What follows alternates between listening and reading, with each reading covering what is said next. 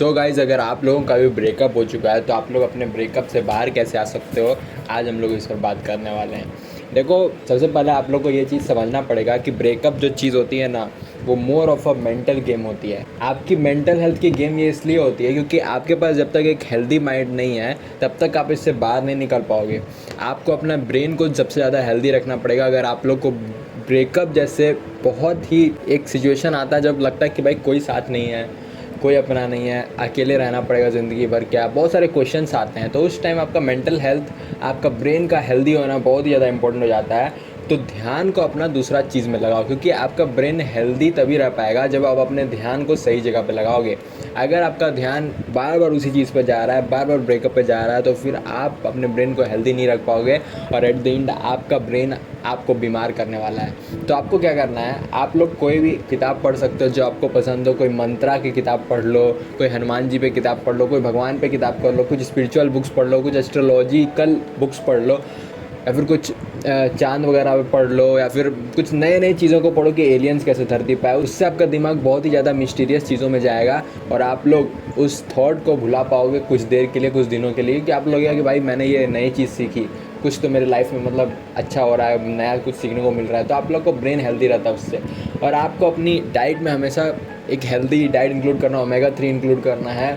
आप लोग बहुत ज़्यादा अनहेल्दी डाइट पे चले जाते हो, मुझे पता है। जब भी ब्रेकअप होता है तो आप लोग को लगता है कि यार कुछ भी खा लेते हैं, बर्गर खा लेते हैं, पिज़्ज़ा खा लेते हैं, और फिर आप लोग अपने आप को डिस्ट्रॉय करने के बारे में सोचते हो, तो वो नहीं करना प्लीज़ भाई। सेकंड चीज़, आप लोग को ब्रेकअप को एक अपॉर्चुनिटी की तरह देखना है कि भाई अब आपको एक और अपॉर्चुनिटी मिली है, कुछ और बेटर करने का अपॉर्चुनिटी मिला है आपको, कुछ और समय आपको मिला है, कुछ और घंटे आपको मिले हैं, कुछ और आपको करने के लिए एक स्पेसिफिक टाइम पीरियड मिला कि भाई अभी 3-4 महीने तक मुझे किसी से कोई बात नहीं करना है, मुझे किसी के साथ कोई घूमने नहीं जाना है, किसी का कोई भी प्रॉब्लम मुझे सॉर्ट आउट नहीं करना है, मुझे कुछ नहीं करना है, मेरा कोई दोस्त नहीं है, मैं अकेले हूँ कुछ टाइम के लिए। तो भाई आपको एक इसे एज अ अपॉर्चुनिटी देखना पड़ेगा कि भाई ये कितनी बड़ी अपॉर्चुनिटी कि भाई मैं अकेले हूँ, कोई मेरे साथ नहीं है, कोई हिचकिच मैं करने वाला नहीं है भाई, मैं अकेले हूँ, मैं अपने आप को इम्प्रूव कर रहा हूँ। तो ब्रेकअप इज़ मोस्टली अपॉर्चुनिटी भाई, कि आप लोग अपने आप को ग्रोथ कर सकते हो, आप लोग कुछ नया सीख सकते हो, कुछ अपने चीज़ों पे बिल्ड कर सकते हो,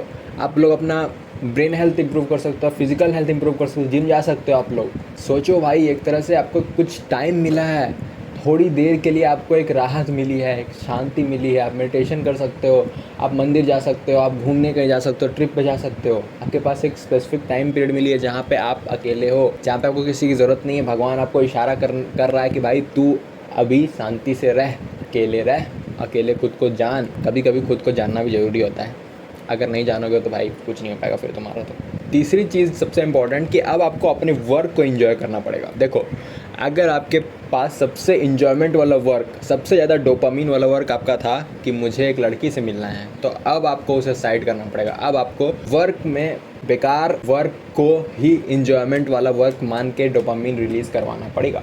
यानी कि अगर आपको गिटार बजाना पसंद है, या फिर आप कोई म्यूज़िकल इंस्ट्रूमेंट बजाते हो मेरे तरह, मेरे पास तो गिटार भी है, आप लोग को दिखा देता हूँ, ये देखो। तो आप लोग अगर म्यूज़िकल इंस्ट्रूमेंट बजाते हो तो फिर तो ठीक है, उसको एंजॉय करो, क्योंकि आपको कोई चीज़ ऐसा खोजना पड़ेगा जो आपको एंजॉयमेंट पहुंचाए, जो आपको डोपामीन पहुंचाए, क्योंकि अब आपका ब्रेन भटका हुआ है इधर से उधर। तो आप अपने आप पे वर्क करो, आप वर्कआउट कर सकते हो, जिम जा सकते हो, जिम ज्वाइन कर लो भाई, जिम जाके आराम से लटको, कुछ भी करो, वर्कआउट करो, अपने आप को उसमें एनर्जी दिलवाओ कि भाई ये चीज़ कितने मज़ा आ रहा है, मुझे बहुत ज़्यादा मज़ा आ रहा है, या आई एम एंजॉइंग दिस। और कुछ भी कर सकते हो भाई, आपको अगर लिखने में मेरी तरह मज़ा आता तो लिख सकते हो आप लोग, या फिर अगर आपको अपना हैंड राइटिंग इंप्रूव करना है, फिर बहुत सारे काम है भाई, मैं आपको कैसे बता सकता हूँ, ये तो आप पे डिपेंड करता है। आपको मेकअप करने में मज़ा आता है, आप वो कर सकते हो, आपको पीसी में गेम खेलने में मज़ा आता है, वो कर सकते हो। तो कुछ देर अच्छे काम में एंजॉयमेंट ढूंढो। अब ये नहीं कि ख़राब काम में एंजॉयमेंट ढूंढने लगना कि भाई चलो ना सिगरेट फूकते हैं यहाँ जाके तो इसका तो कोई मतलब नहीं बनता है। तो थोड़ा देर के लिए अपने इन्वायरमेंट से प्यार करो कि यार मेरे पास तो ये है, मेरे पास वो है, वाह मेरे पास तो खोने के लिए बहुत कुछ था लेकिन मैंने खोया नहीं, मेरे पास तो इतना अच्छा इन्वायरमेंट है, मेरी सर्कल कितनी अच्छी है, ये सब चीज़ आपको देखना पड़ेगा, इससे आपका दिमाग अच्छा हो जाएगा। चौथी चीज़, इंक्रीज़ योर ऑरा। देखो, अगर तुम्हारे पास थोड़े दिन के लिए टाइम है ना भाई, तुम्हें कोई छोड़ के चले गया है, तो प्लीज़ अपने ऑरा को इंक्रीज़ करो। मैं तुम्हें ये एक बहुत ही सीरियस पॉइंट बता रहा हूँ, अगर तुम्हारा ऑरा अच्छा नहीं है ना भाई, तो तुम कहीं पे भी जाओगे फिर तुम्हारे साथ वही होगा। मैं यकीन तुम्हें दे सकता हूँ कि भाई अगली बार भी तुम्हारे साथ सेम चीज़ रिपीट होगी। तो उस गलती को दोबारा दोहराने से अच्छा अपना ऑरा इंक्रीज़ करो। अपना ऑरा कैसे बढ़ा सकते हो आप लोग? अच्छे से डेली नहाओ, हर दिन साबुन लगा के नहाओ, फेस वॉश करो 3-4 बार, अच्छी से क्रीम लगाओ, थोड़ा अपने फेशियल एक्सप्रेशंस पे ध्यान दो, अपनी हेयर स्टाइल्स पे ध्यान दो कि आप हेयर स्टाइल को कैसे इम्प्रूव कर सकते हो। और फिर अलग अलग चीज़ों पे आप फोकस कर सकते हो कि भाई मैं कैसे अपने ऑरा को इंक्रीज़ करूं। भाई मैं नाम जप कर सकता हूं, क्या मैं किसी ऐसे गुरु को ढूंढ सकता हूं जो मेरा ऑरा बढ़ा सकता है, या फिर मैं कोई शांति वाला जगह पे जाके चंद्रमा को देख के ऑरा बढ़ा सकता हूं। तो ऑरा बढ़ाना एक बहुत बड़ा टॉपिक है, इस पर कभी और बात हो सकती है। लेकिन ऑरा सिंपली अगर मैं बताऊँ कि कैसे बढ़ता है, तो ऑरा का सिंपल मतलब ही यही होता है कि अपने आप को क्लेंस करना। जो भी आदमी अंदर से क्लेंस होता है, जो भी आदमी अंदर से प्योर होते जाता है, उसका ऑरा अच्छा होते जाता है। और उसका जिसका भी ऑरा अच्छे होते गया, वो आदमी आगे जाके उसी तरह के ऑरा वाले आदमी के साथ कनेक्ट कर पाता है। यानी कि अगर आपने आज अपना ऑरा अच्छा किया, तो आगे जाके आपको और भी बेटर वुमेन मिलने की संभावना है। आगे जाके आपको और भी बेटर पार्टनर, बेटर हाफ, जो भी आप चाहते हो कि भाई ये इन्वायरमेंट से मैं निकलूँ, तो वो भी मिलने की संभावना है। क्योंकि आपकी ऑरा ही अगर ख़राब रहेगी, तो आपको भगवान भी ख़राब इन्वायरमेंट में ही रखेंगे। और अगर आपकी ऑरा अच्छी है, तो भाई उस इन्वायरमेंट से आपको भगवान भी निकाल देंगे। सृष्टि हमेशा ऑरा को ही रीड करती है एट द एंड। सृष्टि कभी भी ये रीड नहीं करती है कि भाई कि तुम कहाँ से हो, कैसे हो, तुम्हारी सिचुएशन क्या है। सृष्टि हमेशा रीड करती है ऑरा को कि एक आदमी की कैसी ऑरा है, क्या वो व्यक्ति प्योर है, क्या वो व्यक्ति अच्छे से बात कर रहा है, अच्छे से पानी पी रहा है, अच्छे से खाना खा रहा है, और उसकी डाइट कैसी है। इसीलिए मैं बोलता हूँ कभी भी दूसरे को हानि नहीं पहुँचाओ, दूसरे के साथ बुरा मत करो, उससे ऑरा बहुत ज़्यादा तुम्हारा ख़राब हो जाएगा। और फिर तुम बोलोगे कि भाई मेरे साथ सिचुएशन ख़राब क्यों आते जा रहा है। तो ऑरा को अपना इम्प्रूव करो। और ज़्यादा पॉइंट्स नहीं है भाई, ब्रेकअप से मूव ऑन करने के लिए और भी बहुत सारी चीज़ें हो सकती है। लेकिन भाई डाइट पे फोकस करो, वर्कआउट करो, अपने ऑरा को क्लीन करो, अपने आप को एक अपॉर्चुनिटी समझो कि भाई ये चीज़ मैं इम्प्रूव कर सकता हूँ। अपने आप को एक टाइम दो, थोड़ा सा अपने मेंटल हेल्थ पे वर्क करो, तरीके खोजो।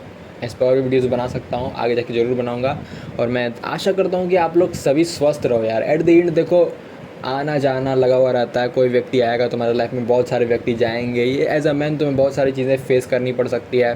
तो इस चैनल को फॉलो कर लो 10 आउट ऑफ 10 मेल बनने के लिए। आगे जाके कोई साथ दे ना दे आपका, मैं ज़रूर आपके साथ हूँ। आप कमेंट भी लिखो, जो भी आपकी दिक्कत है मैं आपको ज़रूर रिप्लाई करने की कोशिश करूँगा।